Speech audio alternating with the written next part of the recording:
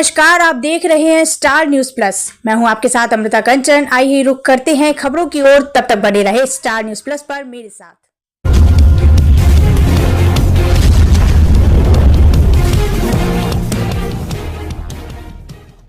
महाराष्ट्र में विधानसभा चुनाव की तारीखों का ऐलान होते ही एनडीए मुश्किल में आ गई है।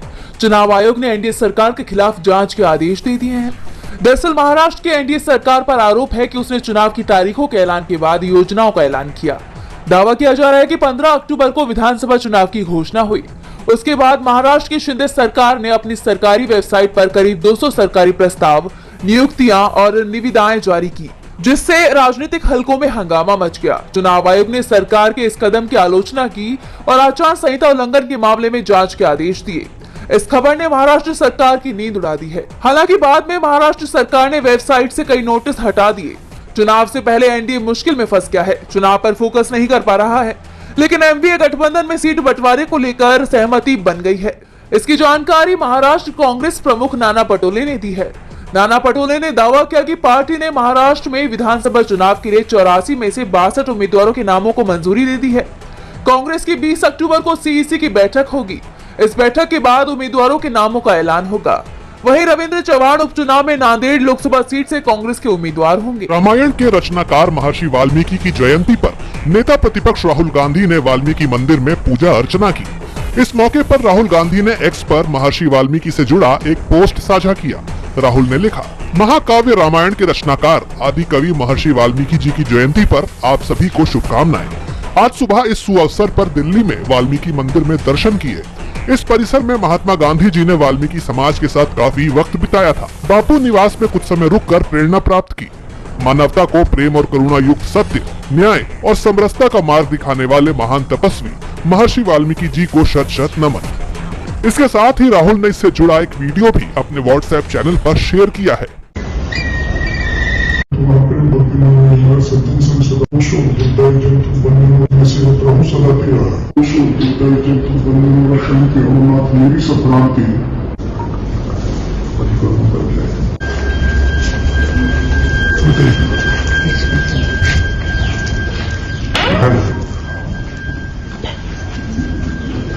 जब गांधी जी आए तो गांधी जी के साथ में बिरला जी थे। बिरला जी चाह रहे थे इस कमरे को थोड़ा सा रिनोवेट कर दें। तो गांधी जी ने कहा कि मैं इनके बीच में रहने के लिए हूँ, जैसी इनकी जगह वैसी दूंगा, इसको चीज मत कर। राजू बेटा आज फोटो करा ले इधर को, एक बढ़िया सी चाय बना दे, सबके लिए चाय बना। बता दें कि हाल ही में राहुल जम्मू कश्मीर में उमर अब्दुल्ला के शपथ ग्रहण में शामिल हुए थे, जिसके बाद अब राहुल वाल्मीकि मंदिर पहुंचे। अब इसके बाद राहुल गांधी महाराष्ट्र और झारखंड पर अपना फोकस करने वाले हैं। इसी सिलसिले में राहुल 19 अक्टूबर को एक दिन के झारखंड दौरे पर रहेंगे, जहां जेएमएम के साथ उनकी सीट शेयरिंग को लेकर चर्चा होगी। डीबी लाइव की रिपोर्ट। बहराइच के महाराजगंज इलाके में सन्नाटा पसरा हुआ है। विशेष समुदाय के लोग डरे सहमे हुए हैं, या तो घर छोड़कर जा चुके हैं या फिर अपने घरों में बंद रहने को मजबूर हैं। इन सब के बीच यूपी पुलिस की तरफ से बड़ा दावा किया गया है। पुलिस ने बताया कि हिंसा के मुख्य आरोपी के साथ उसकी मुठभेड़ हुई है। 5 लोगों को पकड़ा गया है जो हिंसा में शामिल थे। ADG law and order Amitabh Yash ने बताया कि इनमें से 2 आरोपी सरफराज और फहीम को गोली लगी है। ये दोनों मुख्य आरोपी अब्दुल हमीद के बेटे हैं। इन पर आरोप है कि अपने साथियों के साथ मिलकर इन लोगों ने राम गोपाल पर गोली चलाई थी। दोनों को बहराइच जिला अस्पताल रेफर किया गया है, जहां उनका इलाज चल रहा है। पुलिस ने बहराइच मामले में पहले नामजद आरोपी राजा उर्फ जहीर खान को 16 अक्टूबर को गिरफ्तार किया था। बहराइच में अब इंटरनेट सेवा बहाल कर दी गई है। हिंसा से जुड़े कई वीडियो लोगों के बीच आ रहे हैं। ऐसे में एक वीडियो सामने आया है, लेकिन इस बीच आरोपी की बहन का एक बयान सामने आया है, जिसने पुलिस की इस कहानी पर सवाल उठा दिए हैं। पुलिस का दावा है कि आरोपी नेपाल भागने की फिराक में थे। दूसरी तरफ अब्दुल हमीद की बेटी रुखसार ने यूपी पुलिस की कहानी को झूठा बता दिया। उसने कहा कि मेरे पिता 2 भाई सरफराज और फहीम और एक अन्य युवक को पुलिस एसटीएफ 16 अक्टूबर की शाम 4 बजे लेकर गई थी। रुखसार ने यह भी बताया कि उनके पति और देवर को पहले ही उठाया जा चुका है, लेकिन परिवार को अब तक किसी थाने से कोई जानकारी नहीं मिल पाई है। इस बीच अब पुलिस इस पूरे मामले को मुठभेड़ बता रही है। ये पूरा मामला फर्जी है। ऐसे में सवाल पुलिस मुठभेड़ को लेकर भी उठ रहे हैं। इससे पहले भी यूपी पुलिस पर इस तरह के सवाल उठते रहे हैं। अब कौन सच बोल रहा है और कौन झूठ, इस पर तो कुछ भी कह पाना फिलहाल मुश्किल है, लेकिन इस घटना की टाइमिंग पर सवाल उठ रहे हैं। दावा किया जा रहा है कि कहीं इस साजिश का चुनावी कनेक्शन तो नहीं है। मचे आपसी घमासान के बाद आखिरकार नायब सिंह सैनी ने सीएम पद की शपथ ली। हरियाणा के राज्यपाल बंडारू दत्तात्रेय ने नायब सिंह सैनी के साथ 11 कैबिनेट और 2 राज्य मंत्रियों को भी शपथ दिलाई। इस दौरान सैनी के कैबिनेट में भी परिवारवाद देखने को मिला। कांग्रेस से बीजेपी में आई किरण चौधरी को बीजेपी ने जहां राज्यसभा में सांसद बनाया, तो बेटी श्रुति चौधरी को सैनी कैबिनेट में जगह दी गई। जबकि दक्षिण से मुख्यमंत्री का दावा करने वाले राव इंद्रजीत की बेटी आरती राव को मंत्री बनाकर बीजेपी ने मामला ठंडा करने की कोशिश की। इसी के साथ चुनाव प्रचार के दौरान सीएम पद की दावेदारी करने वाले अनिल विज को भी सैनी कैबिनेट में जगह मिल गई है। तो दूसरी तरफ बीजेपी ने हरियाणा में जाति समीकरण साधने की भी कोशिश की, जिनमें सबसे ज्यादा 5 चेहरे ओबीसी वर्ग से हैं। जाट, ब्राह्मण और एससी वर्ग से 2-2 मंत्री बनाए गए हैं। इसके अलावा पंजाबी, राजपूत और वैश्य बिरादरी से 1-1 मंत्री बनाया गया है। बता दें कि नए बनाए मंत्रियों में अनिल विज, कृष्णलाल पवार, राव नरवीर, महिपाल डांडा, विपुल गोयल और कृष्ण वेदी पहले मंत्री रह चुके हैं। इसके अलावा रणबीर गंगवा, जो पिछली बार बीजेपी सरकार में डिप्टी स्पीकर थे, इस बार मंत्री बनाए गए हैं। नए चेहरों में अरविंद शर्मा, श्याम सिंह राणा, आरती राव, श्रुति चौधरी और गौरव गौतम मंत्री बनाए गए हैं। कश्मीर में सरकार के गठन होते ही जहां नेशनल कॉन्फ्रेंस के उपाध्यक्ष उमर अब्दुल्ला एक्शन में नजर आ रहे हैं, तो वहीं अब सरकार गठन होते ही प्रदेश के लोगों को एक और राहत मिलने जा रही है। दरअसल चीफ जस्टिस DY चंद्रचूड़ की बेंच के सामने एक याचिका लगाई गई, जिसमें जम्मू कश्मीर को पूर्ण राज्य का दर्जा दिलाए जाने की मांग की गई है और CJI ने इस याचिका को स्वीकार कर लिया है। बता दें कि इससे पहले भी इसी तरह की याचिका पर सुनवाई करते हुए CJI DY चंद्रचूड़ ने कहा था कि मैं जल्द ही इसे निपटाऊंगा। ऐसे में अब ये कयास लगाए जा रहे हैं कि CJI 10 नवंबर को रिटायर होने से पहले ही इस याचिका पर सुनवाई कर सकते हैं।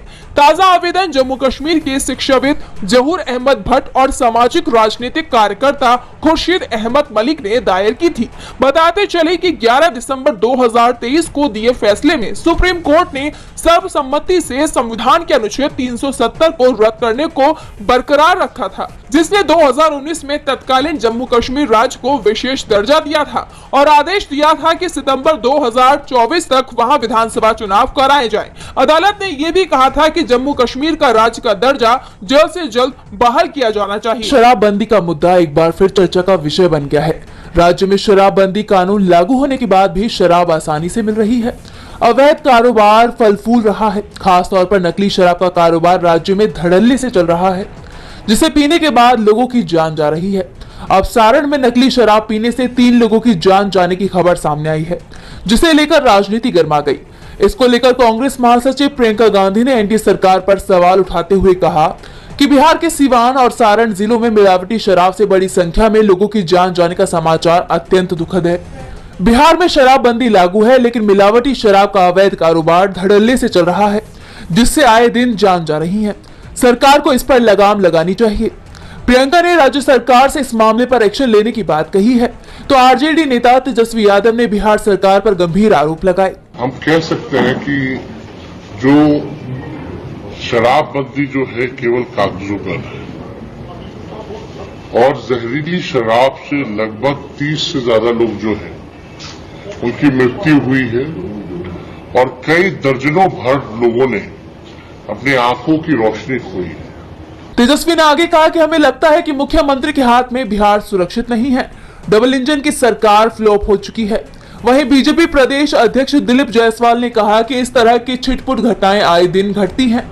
ऐसे में बिहार की डबल इंजन सरकार की व्यवस्था पर सवाल उठ रहे हैं। त्योहारी सीजन में टिकटों की कालाबाजारी रोकने के लिए भारतीय रेलवे ने टिकट बुकिंग के नियमों में बदलाव किया है। रेलवे ने एक अहम फैसला लेते हुए ट्रेन रिजर्वेशन की बुकिंग की समय सीमा को कम करने का फैसला लिया। अब पैसेंजर्स 1 नवंबर से 120 दिन की बजाय 60 दिन पहले टिकट की बुकिंग कर पाएंगे। हालांकि ताज एक्सप्रेस और गोमती एक्सप्रेस जैसी कुछ स्पेशल ट्रेनों पर इस नियम को लागू नहीं किया जाएगा। इन ट्रेनों की बुकिंग के नियमों में कोई बदलाव नहीं होने वाला है। वहीं विदेशी टूरिस्टों के लिए 365 दिनों की समय सीमा को नहीं बदला गया है।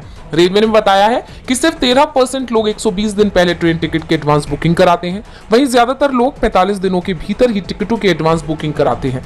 इसके अलावा इतने दिनों पहले टिकट बुक कराने की वजह से टिकट कैंसिलेशन और अमाउंट रिफंड की भी समस्या रहती है।